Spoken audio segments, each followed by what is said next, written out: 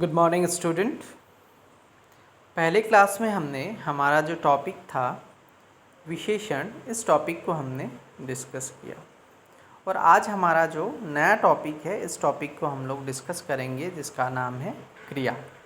अब क्रिया किसे कहते हैं इस चीज़ को हम लोग देखने का प्रयास करते हैं। क्रिया किसे कहते हैं इस चीज़ को आज हम लोग समझेंगे। इसके बाद आपका जो टॉपिक है काल है, उसके बाद आपका टॉपिक है क्रिया विशेषण। ये सारे टॉपिक अभी भी बचे हुए हैं। क्रिया और काल, वाच्य और क्रिया विशेषण, ये टॉपिक हम लोगों को अभी पढ़ने हैं। तो आज हम लोग क्रिया और काल को समझने का प्रयास करेंगे। मुख्य रूप से आप समझिए, किसी काम का करना या होना जहाँ पाया जाता है उसे हम लोग क्रिया कहते हैं। क्रिया के मुख्य दो भेद होते हैं, सकर्मक और अकर्मक। इस चीज़ को आपको ध्यान में रखना होगा।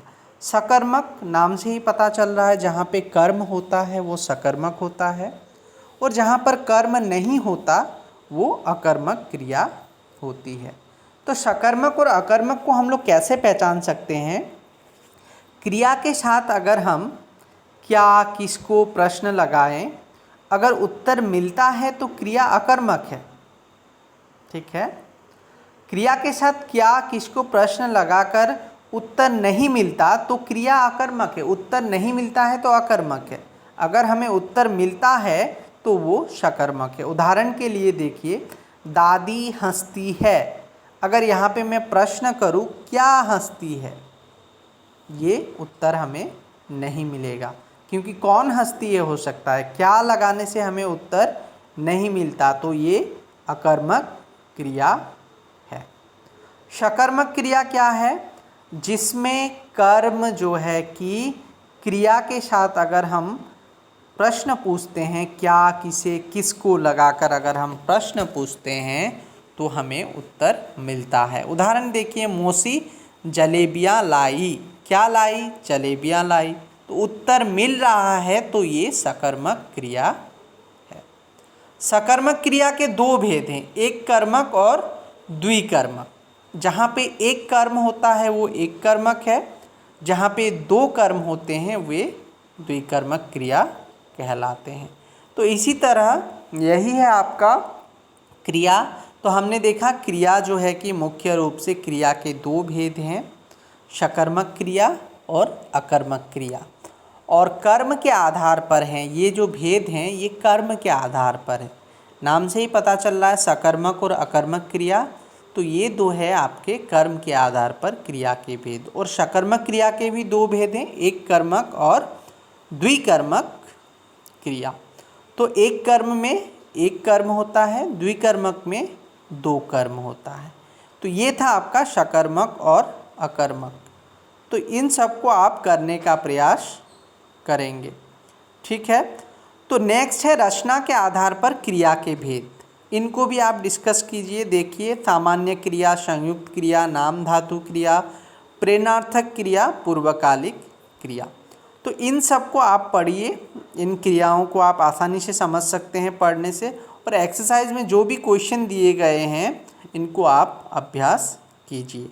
मेनली आपको सकर्मक और अकर्मक क्रिया को देखना होगा, जो कि बहुत इम्पॉर्टेंट है। आपको ये हमेशा काम में आने वाली चीज़ें हैं। सकर्मक और अकर्मक, एक कर्मक, द्विकर्मक, इनको आप ध्यान से देखिए। नेक्स्ट है काल। काल भी आप लोग क्लास 5-6 से पढ़ते आए हैं। काल क्या है? क्रिया के जिस रूप से कार्य के बीत चुके समय में, जो है कि क्रिया के जिस रूप से किसी काम के होने के समय का पता चलता है उसे काल कहते हैं। ठीक है, समय का, टाइम का पता चलता है।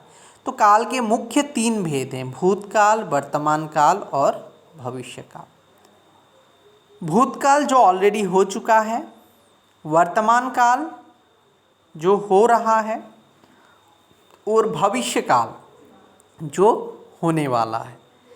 और इन सभी के अलग अलग भेद हैं। आप इन सभी भेदों को आराम से पढ़िए घर में, और कोई भी एक्सरसाइज में कोई भी समस्या उत्पन्न होती है तो आप मुझे पूछ सकते हैं। अगले क्लास में हम जो है कि हमारा दो टॉपिक रहेगा, वाच्य और क्रिया विशेषण। इन दोनों टॉपिक को जो है कि हम लोग अगले क्लास में डिस्कस करेंगे। तो इन सारी चीज़ों को जो आज हमने पढ़ा है, इन सारे चीज़ों को और एक बार हम लोग देख लें। तो आज हमने देखा क्रिया किसे कहते हैं।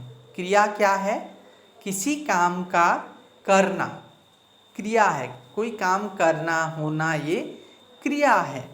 और क्रिया के मुख्य दो भेद हैं, सकर्मक क्रिया, अकर्मक क्रिया। ये कर्म के आधार पर क्रिया के भेद हैं। सकर्मक क्रिया जिसमें कर्म पाया जाता है, अकर्मक क्रिया जिसमें कर्म नहीं पाया जाता है। सकर्मक क्रिया में क्या होता है? सकर्मक क्रिया को हम कैसे पहचानते हैं? सकर्मक क्रिया को हम पहचानने के लिए अकर्मक क्रिया या सकर्मक क्रिया को जब पहचानना है तो क्रिया के साथ हम कुछ लगाकर उससे प्रश्न पूछते हैं। क्या लगाते हैं हम लोग? क्या शब्द, जो प्रश्न है उसको हम लोग उसके साथ प्रयोग करते हैं। किसको, क्या लगाकर हम जब प्रश्न करेंगे और अगर हमें उत्तर मिलता है तो वो सकर्मक है, अगर उत्तर नहीं मिलता तो वो अकर्मक है। ठीक है, सकर्मक और अकर्मक के बारे में हमने देखा। अब सकर्मक के भी दो भेद हैं, एक कर्मक और द्विकर्मक।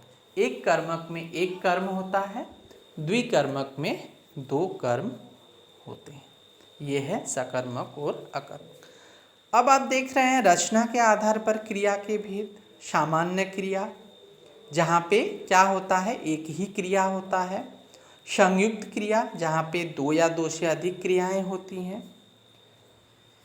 नाम धातु क्रिया संज्ञा, सर्वनाम और विशेषण शब्दों से बनने वाली क्रियाओं को नाम धातु, जो संज्ञा, सर्वनाम या फिर विशेषण क्रियाओं से बनते हैं, जैसे हाथ, फिल्म, फिल्माना, हथियाना, तो इन्हें नाम धातु क्रिया कहते हैं। नेक्स्ट है प्रेरणार्थक क्रिया। मतलब यहाँ पे क्या होता है, काम करता स्वयं न करके दूसरों को प्रेरित करता है, तो उसे प्रेरणार्थक क्रिया कहते हैं। ठीक है, तो ये प्रेरणार्थक क्रिया है। तो प्रेरणार्थक क्रियाओं के रूप आप देख सकते हैं यहाँ पे, खाना, खिलाना, खिलवाना। पूर्वकालिक क्रिया, मुख्य क्रिया से पहले होने वाली क्रिया को पूर्वकालिक क्रिया कहते हैं। जैसे नरेश ने पढ़कर टीवी देखा, दो क्रियाएं हैं और पहला क्रिया होने के बाद दूसरा क्रिया हो रहा है, तो पूर्वकालिक क्रिया। अपूर्ण क्रिया क्या है?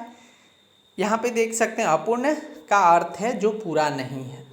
ऐसी क्रियाएं जो वाक्य का अर्थ पूर्णतः स्पष्ट नहीं कर पाती, उन्हें अपूर्ण क्रिया कहते हैं। पिताजी हैं, गोपाल है, माँ थी। इन वाक्यों में है और थी क्रियापद होने पर भी वाक्यों का अर्थ स्पष्ट नहीं हो रहा है, अतः ये अपूर्ण क्रियाएं हैं। इन क्रियाओं का अर्थ स्पष्ट करने के लिए वाक्य में पूरक की आवश्यकता होती है। पिताजी डॉक्टर हैं, गोपाल चतुर है, माँ शिक्षिका थी। तो यहाँ पे अपूर्ण क्रिया है के बारे में कहा गया है। तो पूरक शब्द क्या है इनमें? डॉक्टर, चतुर, शिक्षिका, ये पूरक शब्द हैं। तो एक्सरसाइज में दिए क्वेश्चन को आप आसानी से कर सकते हैं। कोई भी समस्या हो तो आप मुझे पूछ सकते हैं। काल के बारे में आप लोग पहले भी पढ़े हैं, तो इसको मैं बार बार डिस्कस नहीं करूँगा। काल के बारे में मुख्य समय के बारे में कहा गया है, काल। ठीक है, भूतकाल, वर्तमान काल और भविष्य काल, इनके जो उपभेद हैं इनको आप आसानी से पढ़िए और एक्सरसाइज को आप, जो अभ्यास है, इनको आप करने का प्रयास कीजिए। अगर कोई भी डाउट होता है आप मुझे व्हाट्सएप में पूछ सकते हैं, आपको मैं ज़रूर हेल्प करूँगा। अगले क्लास में हम लोग हमारा जो नया लास्ट जो चैप्टर रहेगा, दो चैप्टर है, वाच्य और क्रिया विशेषण, उन दो चैप्टर को हम डिस्कस करेंगे। Thank you.